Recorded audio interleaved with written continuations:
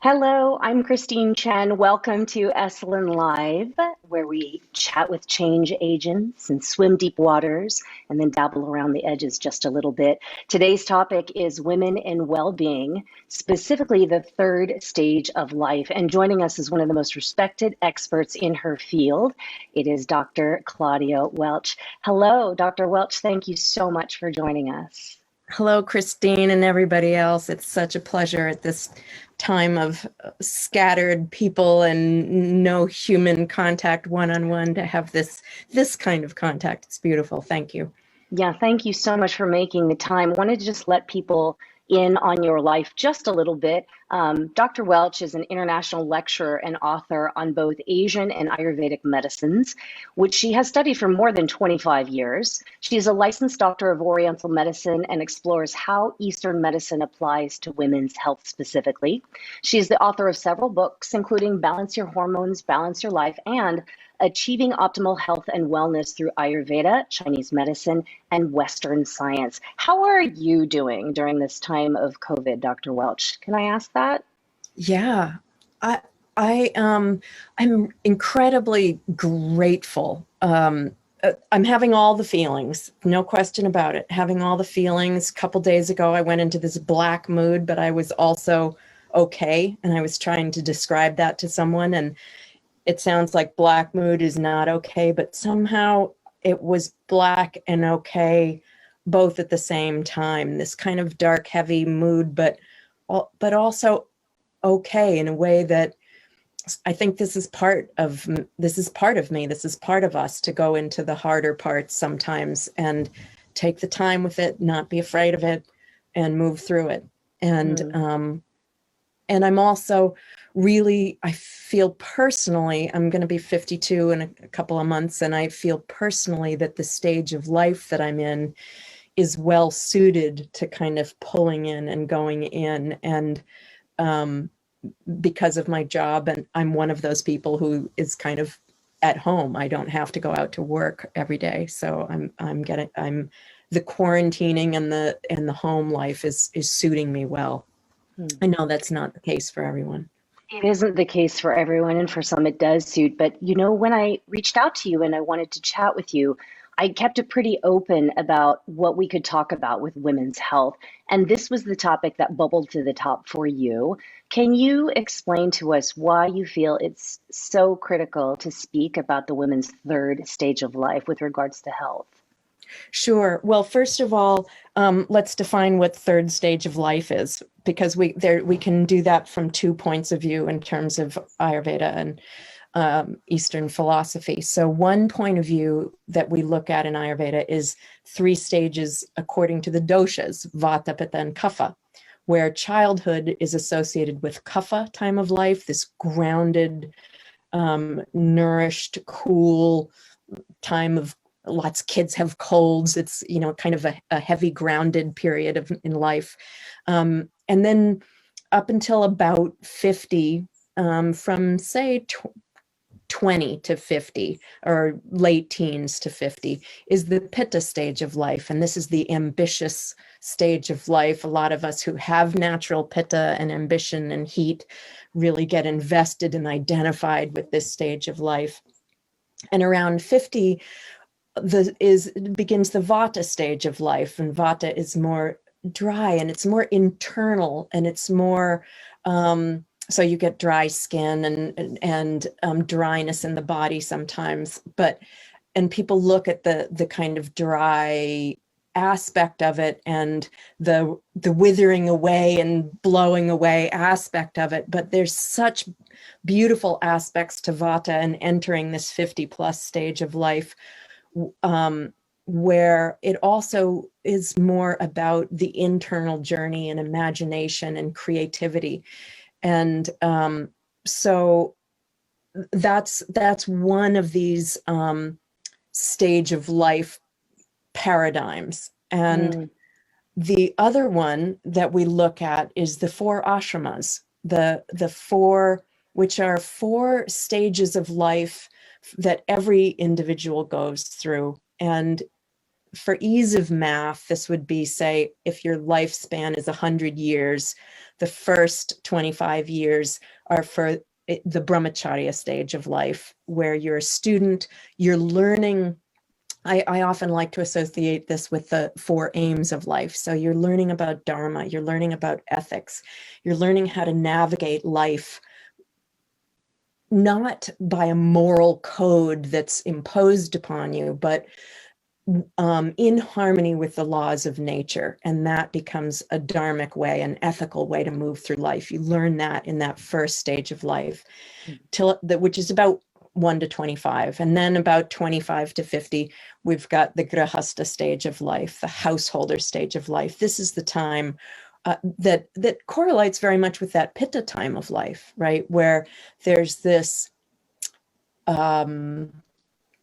this drive, this ambition, this accumulation of artha, the second aim of life, the things that make us feel secure: a house, a spouse, a profession, an HDTV, and an SUV, and a PhD, all the initials, right, Christine? The things that make us feel secure in our identity. And now from 50 to 75, we enter the Vanavasa or the Vanaprastha stage of life. The third stage of life in this paradigm is one, there's a couple ways we can look at it. One is, like your slide says, this third stage, Vanaprastha, means forest dweller. And you can think of it as a gradual withdrawal from the arena of high activity in the external world and starting to move into the arena of activity and awakening to the inner activity and the inner world. And we may have ignored that for a while. So there's this transition to become acquainted with that inner rich experience we've created this whole rich external experience. It's either rich in something we love and we're identified with and we're attracted to, or it's become, oh my gosh, such a big, if not monster, kind of unwieldy, overwhelming. What have I created? What am I in? How can I extract myself from this?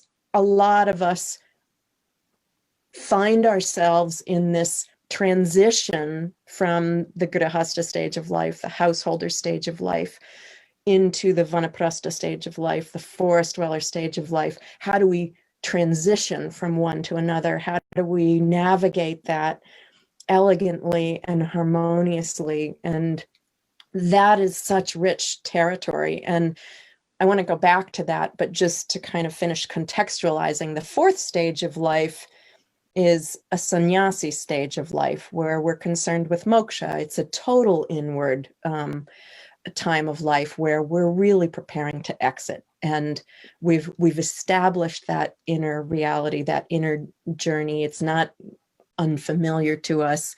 And as you show in your slide here, it's the renunciate stage of life. It won't necessarily mean that we renounce everybody we know and all our friends and family, but we have renounced our attachment, our great attachment to these things and our identification with them by this point. And if we haven't, we've finished working that out so that we slowly detach our identification from all these things we've been nourishing in the outward reality and world and drama for the past 1 or 2 or 3 stages of life, right?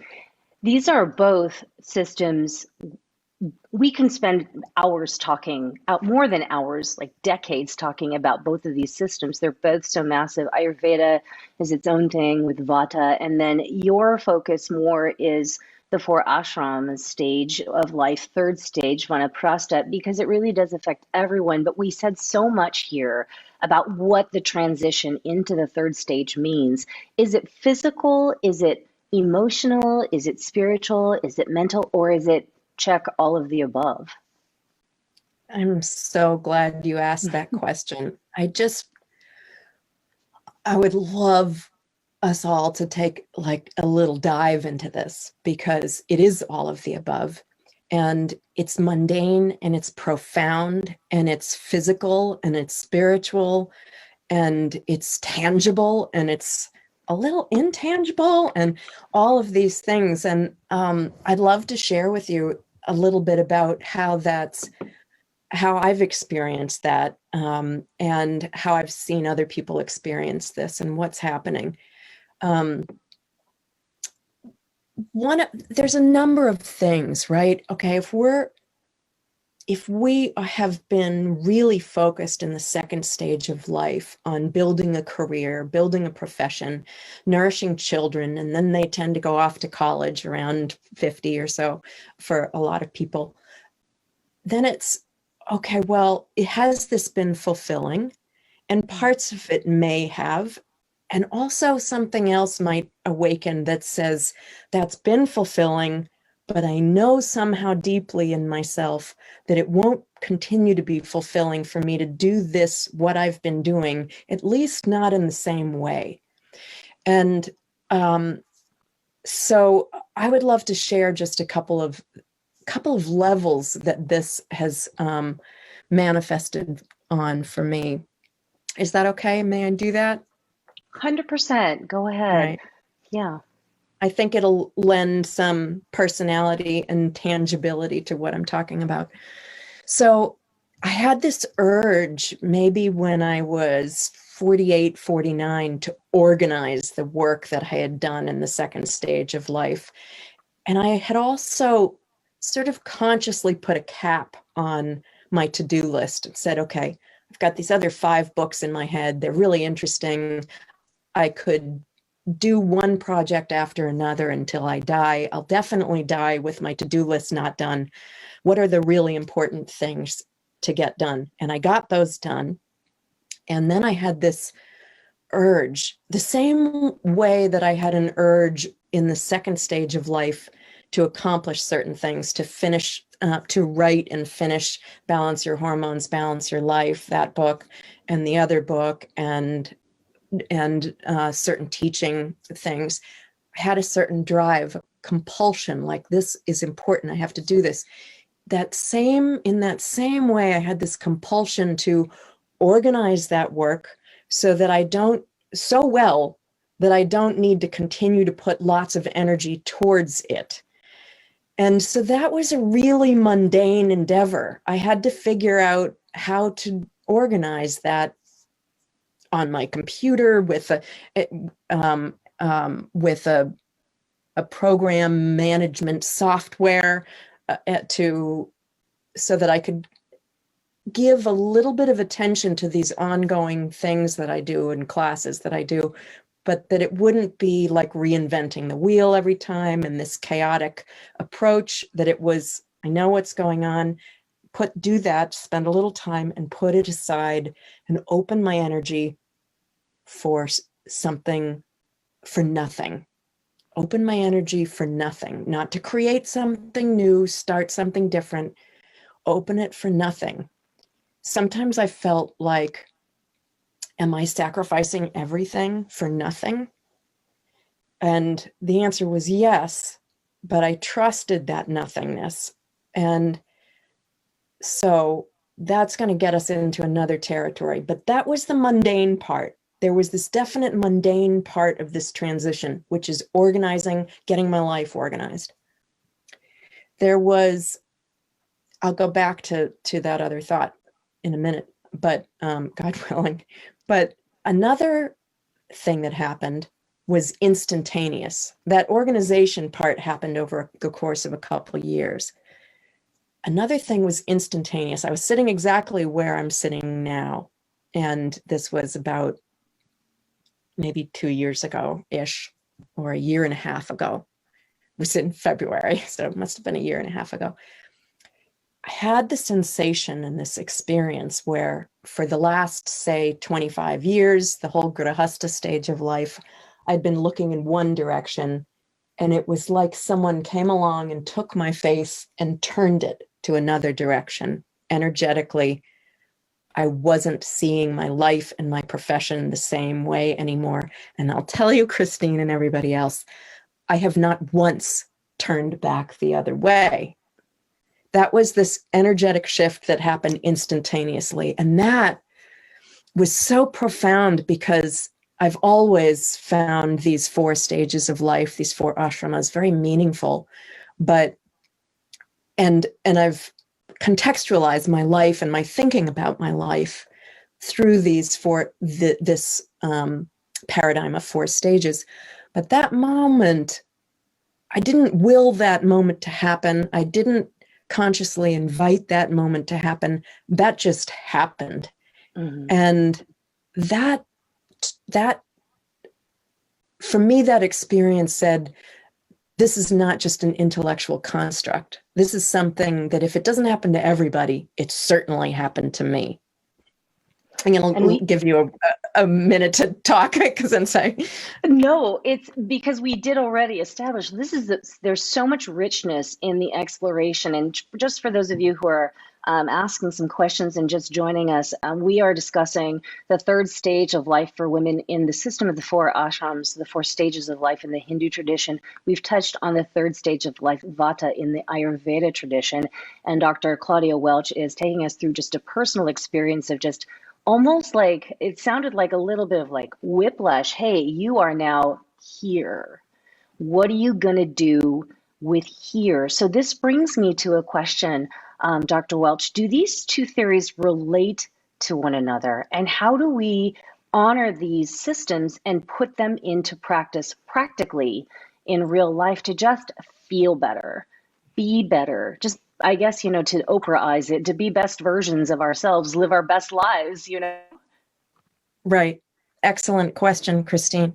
So first of your questions was, do they relate to each other? And in order to answer that, I need to say that these constructs, Vata, Pitta, and Kapha, the doshic constructs or the 4 ashramas, they're not reality. They're models to describe reality, right? So if we say, yes, they relate to each other, what we're saying is, I decide that this model and this model relate. And so we're making it up, right? Because they're made up models, but they make sense. And to me, they do relate in that you go into the Vata stage of life around 50, and you go into the 3rd stage of life, Vanaprastha, around 50. And what's similar to both of those is they lend themselves to a more internal, subtle experience. And they lend themselves more to a subtle experience of moving through both external and internal reality. Whereas when we're young and we have a lot of muscle mass and juice, and we're kind of maybe not a lot of finesse, we're kind of muscling our way through life, and we don't quite know how to do it harmoniously. We don't quite know how to pick our fights. So it takes a lot of energy. But by this point, if we haven't voluntarily learned, many of us have either gotten illness or hard knocks or something that's forced us to understand that it's best to not waste our energy, but to use it in the most harmonious way possible forward.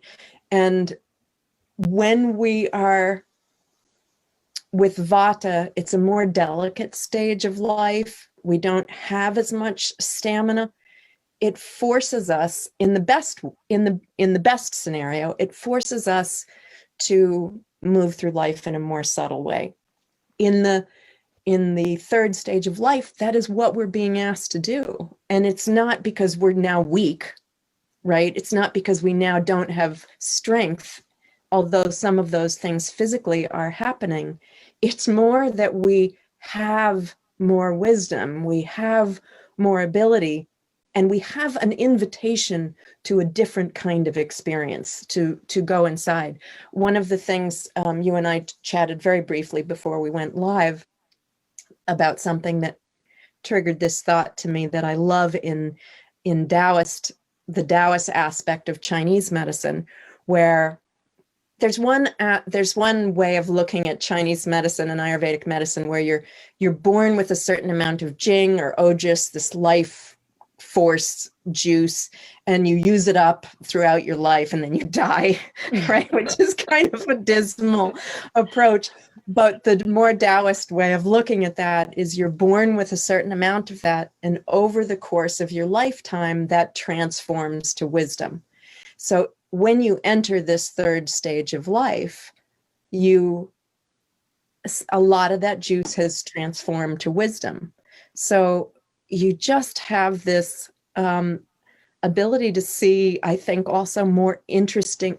You have an ability to see things in a more interesting way, to a more nuanced way, and to engage with them in that way. And so Is this what we were talking about this is the time to be an elder for your society, for your community, for your family?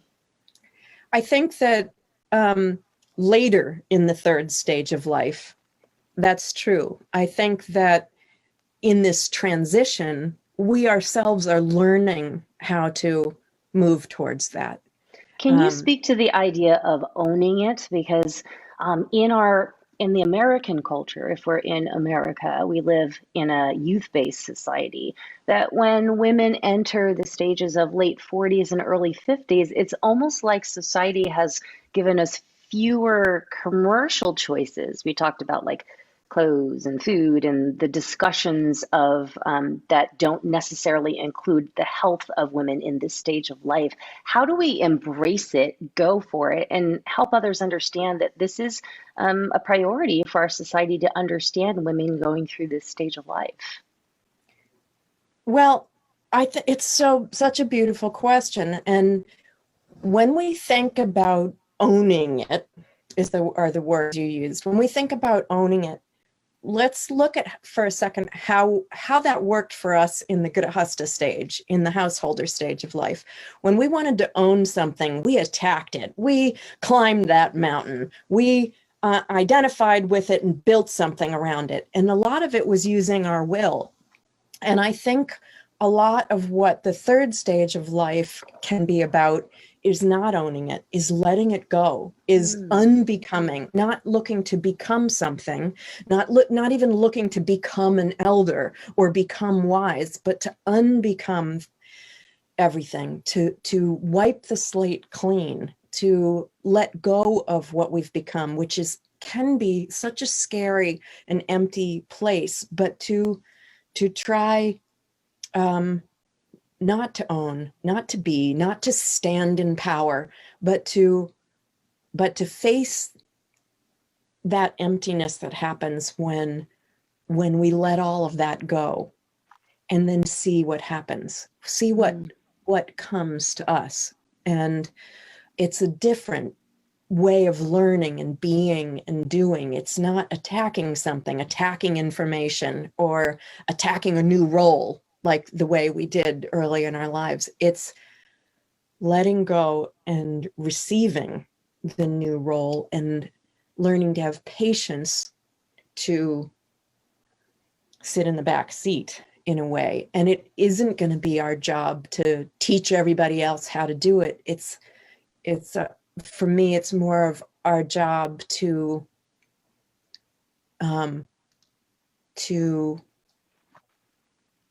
develop a deep relationship with that, a comfortable relationship with that.